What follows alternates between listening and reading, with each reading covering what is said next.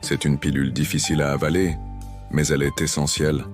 Tu peux bosser jour et nuit, être intelligent, mais si ta fréquence intérieure ne correspond pas à l'abondance, tu continueras à nager à contre-courant. La vie ne te récompense pas pour ton stress. Elle te reflète ta vibration. Energy is the currency of the universe. When you pay attention to something, you buy that experience. Emily Maruchian. Traduction. L'énergie est la monnaie de l'univers. Quand tu portes attention à quelque chose, tu achètes cette expérience. Tu peux passer 10 heures à travailler sur un projet. Mais si tu vibres l'inquiétude, tu attires le blocage. Tu peux faire un lancement de produit parfait.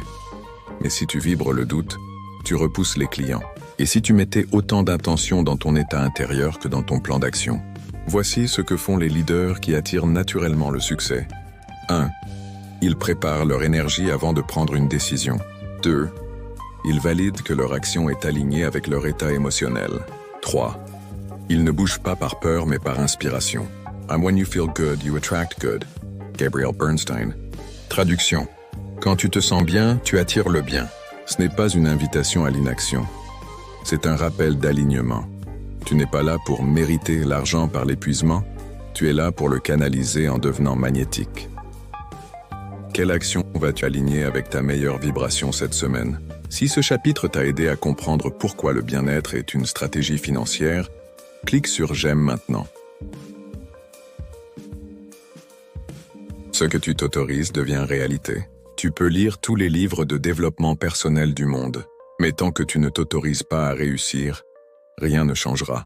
Et non, je ne parle pas d'une autorisation symbolique ou de belles paroles devant ton miroir. Je parle d'un signal énergétique réel que tu envoies à l'univers, chaque jour, à travers tes choix, tes pensées et ton état émotionnel.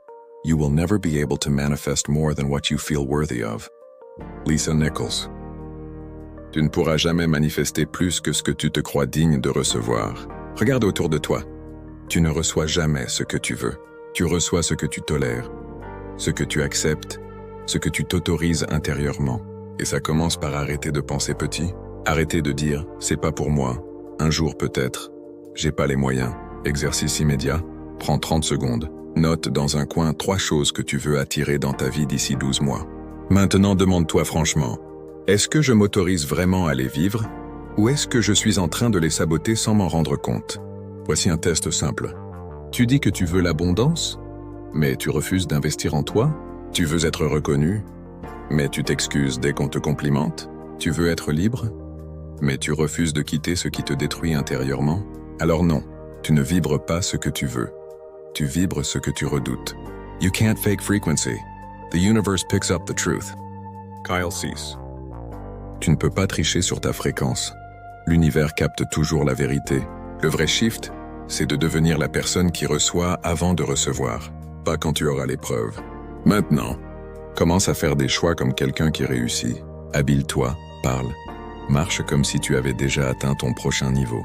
Crée une routine, même minimale, qui reflète l'identité que tu veux incarner.